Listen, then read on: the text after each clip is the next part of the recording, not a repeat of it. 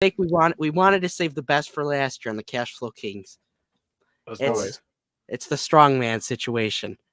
Okay. Now, from my due diligence and what I've researched so far, he was just basically coming after you for regretting your shilling on Palantir, correct? Yeah, I would say that's how it started. Yeah. Okay, and then what kind of transpired? Because I didn't personally, I've definitely seen the forefront of it, but I haven't really gone too in depth. Would you like to give us your side of the story here on the Cash Flow Kings Live? Yeah, so I made a mistake on Palantir. Palantir is not that terrible of a company. I said it was a meme stock. I compared it to Tattooed Chef. I said it's the worst thing ever. And all I simply did was I came out and I said, hey, I apologize. I was wrong. I was also very hard and mean to this guy named Amit, who's like a complete Palantir shill. And so I apologized to him. And then StrongMan got really mad about it. And he made his video about it.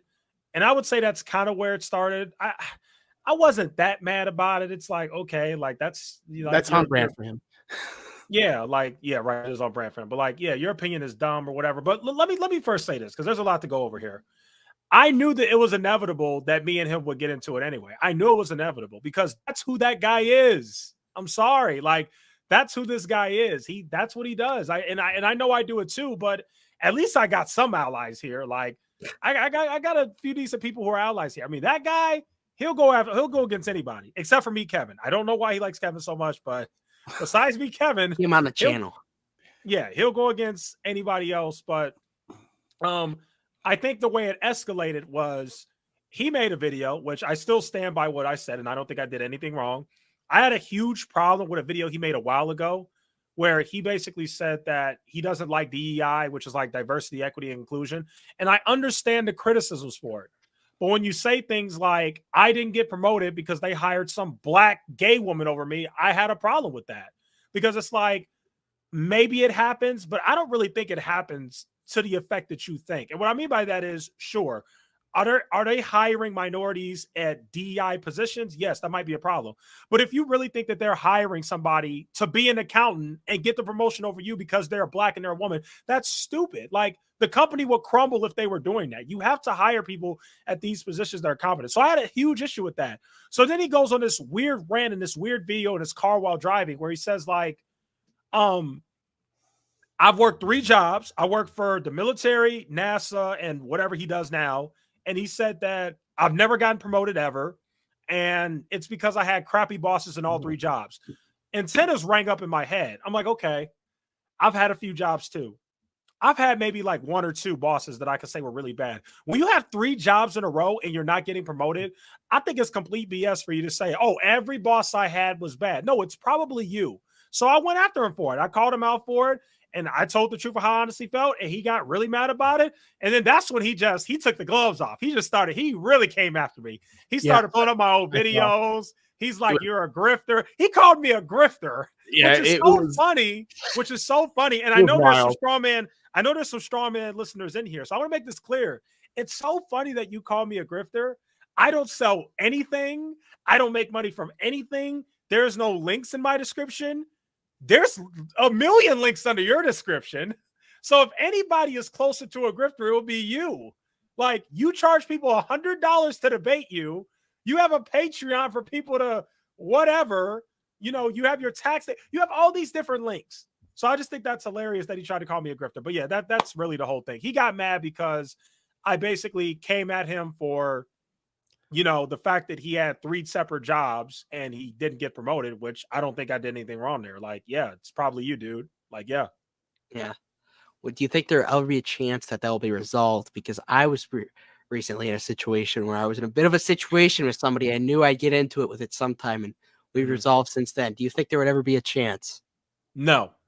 Oh. No, I have no interest in resolving it. I really don't, because it's like, this is who this guy is. Like, it's funny because it's like I knew it was coming. I knew it. And honestly, I'm just gonna go ahead and say it. Some people who are his followers who are probably watching this might get mad. I don't care. I think a part of it is he's mad that I passed him. I really do. Because one thing that I know about him is he may go on YouTube and lie and say, I don't take YouTube seriously. I don't really care. Yes, you do. Yes, you do. You definitely do. You want your YouTube to grow. You get mad when you don't get views. You do everything you can. You tried to buy a green screen. That didn't work out. He definitely cares about YouTube. The problem is, actually, I'm not going to tell him. I'm not going to help him. But there's a certain reason why his channel isn't growing. And the bottom line is, when I had 600 subscribers, he had like 3,000. And the reason why I actually got to 1,000 subscribers is because he actually shouted me out a bunch of times and he got me on his channel. And I appreciate him for that. And at that time, he was the big cheese. He was the only guy in the grifter slang space doing this. And now it's other people that have popped up. Now you got Scott Schaefer. Now you got Chris Norland. Now you got me. And all three of us have passed him, but he's been doing it longer than us. I think that bothers him. I really do. And I think that's the other part of it. And so for me, I just have no interest in being cool with the guy, because it's like, not only did you show your true colors, but it's like, I just don't understand what. Oh, you know, the other part, I hate his audience too. That's the other part. That's the other reason why you mentioned that. Yeah, that's the other reason why I have no interest in being cool with him. It's like, I just really don't like your audience. I don't really like a lot of the stuff you do. Some of the stuff that he does on his channel is really cringe, and I don't like that either. And it's just like, when I really think about it, could this be somebody that in real life I could could see myself even being friends with? No. So it's like, what's really the point? Like, there's no point. This guy showed his true colors. Well, StrongMan, if you want to come onto the Cash Flow Kings Live, we currently don't have the funds to pay the 100 for the debate.